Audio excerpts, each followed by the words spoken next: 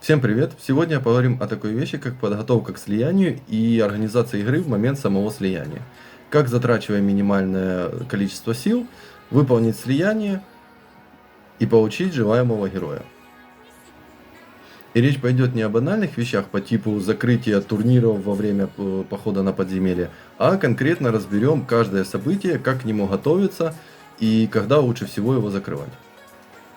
Ну что, непосредственно подойдем к разбору конкретных событий. Перед началом хочу сказать вот что. Все события, турниры, практически все, которые вы выполняете во время слияния, так или иначе вы и так делаете на своем аккаунте.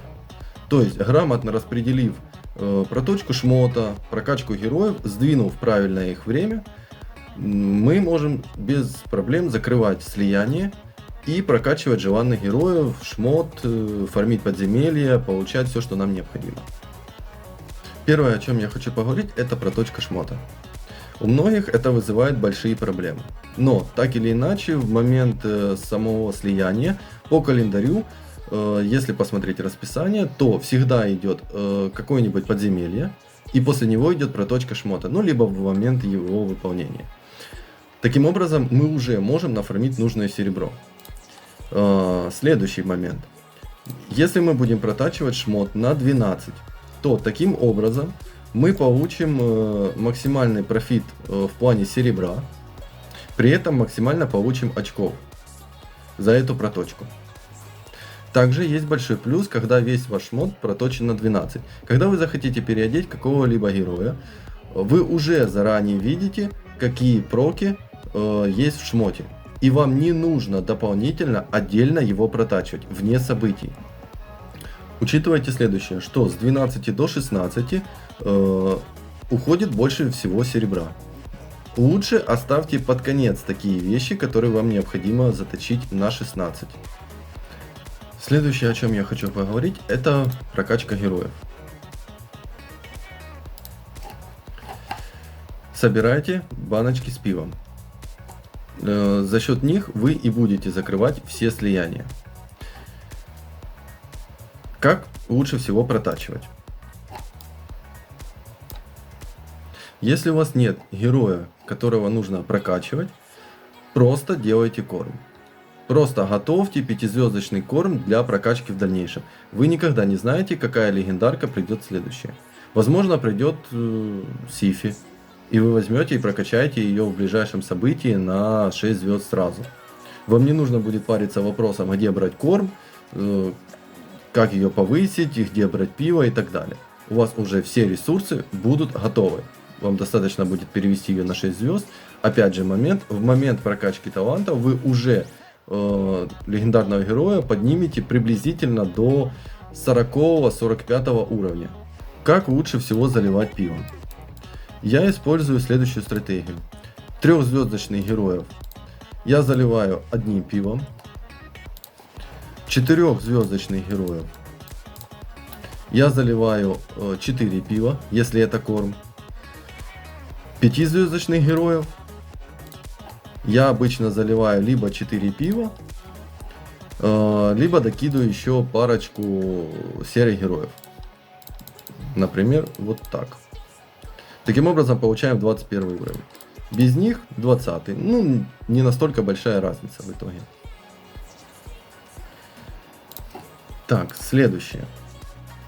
Ах, да. И лучше всего подстраивайте прокачку героев конкретно под слияние. Слияние сейчас часто, поэтому нет нужды прокачивать героев вне слияний. Это простая трата ресурсов. Подождите 2 недельки, начнется турнир, начнется событие под слияние, прокачаете своего заветного героя, пока нет слияния, сделайте таланты, сходите на альнеме. Следующее, о чем пойдет речь, это подземелье. Собирайте в течение времени, пока нет слияния, баночки, которые дают через день с энергией. Они позволят вам в момент слияния грамотно их использовать. Не тратьте их просто так, просто где-нибудь. Используйте их конкретно во время слияния. Как правило, в слияниях у нас очень много наград в турнирах, в событиях, всякие промокоды, бонусы, которые дают нам Полариум. Таким образом, можно практически не тратя рубины закрыть слияние. И даже начиная слияние с нулем серебра, ну практически с нулем серебра, можно без проблем его закрывать, если вы все сделаете грамотно. Теперь пробежимся по подземельям.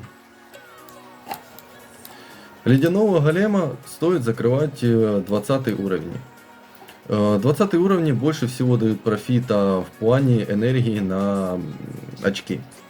Так как здесь нет нормальных нужных сетов, как правило, нам, закрываем 20 этаж как можно быстрее и не паримся вопросом. Лава. У лавы есть две ситуации. Первое, когда вам нужен шмот, и второе, когда вам не нужен. Если шмот вас не интересует, закрываем 20-ю, получаем очки, все, мы закрыли событие. Если нам нужен комплект регенерации, либо комплект жестокости, ну редко используется оглушение, остальные вообще по сути мы не используем, так как есть заменители, то можем фармить. Но берем в расчет следующее, что жестокость проигрывает летальности. Но если у вас нет возможности фармить фею, фармите лаву. Можете 25-ю, ну навряд ли вы сможете хард, но хотя бы 25-ю для получения максимальных шмоток. Как правило, с феей профит намного выше. Даже если вы фармите в хардбашне первую фею, не помню, кажется 40-й этаж, это дает намного больше шмота и качества, чем фармить лаву. По поводу регенерации. Достаточно 2-4 комплекта, в целом больше вам не пригодится. Как правило, вы используете другие сеты. Регенерация обычно где играет? Это Альнаме, это очень редко Гидра, и на некоторых персонажей используется Набамали. Так что смотрите сами, если вам необходимо, пожалуйста, фармите 25-й. Если у вас уже одеты эти персонажи, и вам в принципе не нужна регенерация, как мне, то закрываем 20-й, быстренько его проходим, забываем. Идем дальше. Логово дракона. Ну, тут я посоветую всегда фармить самый высший этаж, который вы можете фармить. Просто из-за того, что падает сет скорости. Все остальное нас не так интересует. Нас, как правило, интересует конкретно скорость. Да, сейчас уже появилось много сетов, и сет скорости не настолько стал актуален, как раньше. Но этот комплект собирается из двух частей. И можно прекрасно дополнить ту же каменную кожу и так далее. Гнездо паучихи. Тут все просто. Лучше всего, конечно, 10-й хард. Если фармите 25 этаж, фармите 25. Если фармите 20 этажи, фармите 20. Максимально какой можете брать, такой фармите. Пачек сейчас много, вариаций сейчас много. Можно собрать и через выжигание, и через дамаг, и через порчу.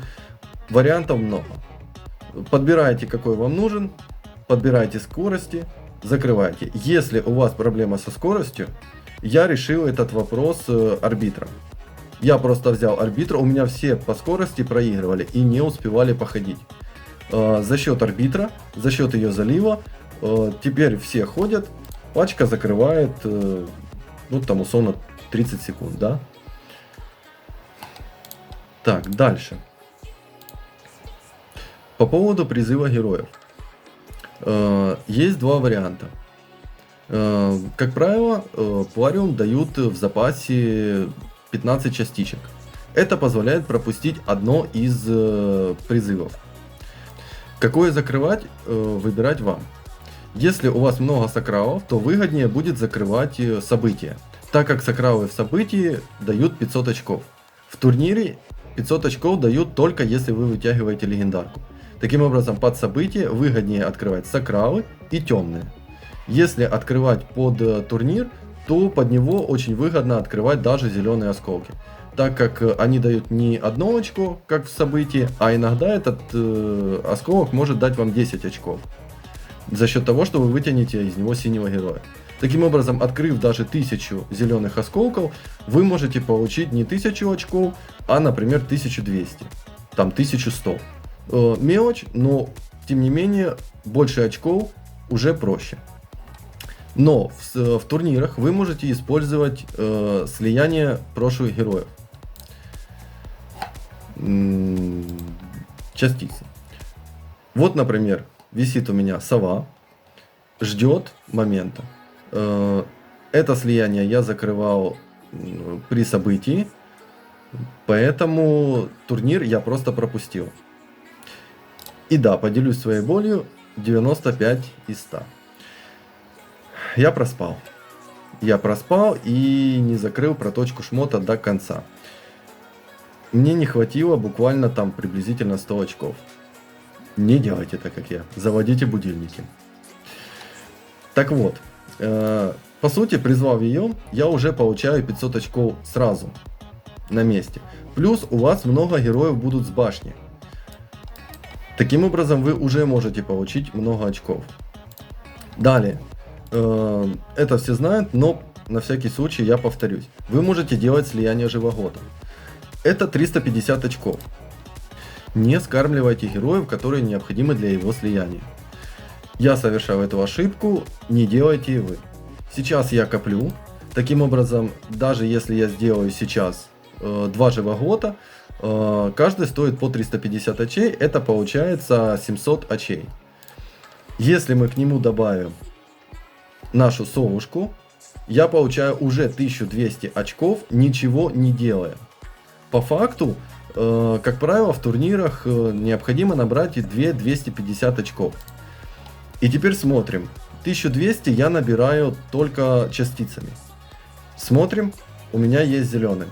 По факту, открыв где-то 1000 зеленых, даже меньше, где-то в районе 850-900, я уже закрою событие, турнир на призыв. И получу частицы героя, не потратив при этом остальные осколки.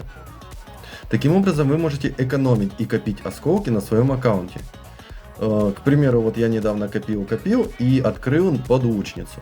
Энергигант, получил ее, забрал, все прекрасно. Она уже сходила на гидру, увеличила урон по третьей гидре в 3 раза. Таким образом, вы можете собирать осколки, копить их под нужные события, открывать только тогда, когда они вам действительно необходимы. Например, под гаранты, под те же слияния, под какие-то стоящие турниры и так далее. На этом по осколкам все. Также не забывайте, что при турнире призыва вы можете покупать героев на рынке. Да, это немножко очков, но это очки. Рынок обновляется каждый час, и, как правило, какие-то там 5 очков, 3 вы можете уже купить. При очень активной игре, в принципе, за там 2-3 дня самого турнира вы можете уже там набрать там 50-70 очков при активной игре. Если вы все время обновляете рынок, покупаете героев, в сумме эти очки могут играть значимую роль, заберете ли вы 5 частиц нужного героя или нет. Также не забывайте, что в момент, когда вы получаете героя в компании, это тоже учитывается в турнире призыва. Таким образом, если все складывается удачно и одновременно проходит турнир призыва, поход на подземелье и кач корма, вы можете отправляться в компанию, качать там корм, закрывать поход на подземелье и таким образом еще и получить очки при призыве. И упомяну один момент, что если вам необходимо выполнить 500 боев в компании каждый месяц, да, то лучше всего это делать как раз таки под слияние.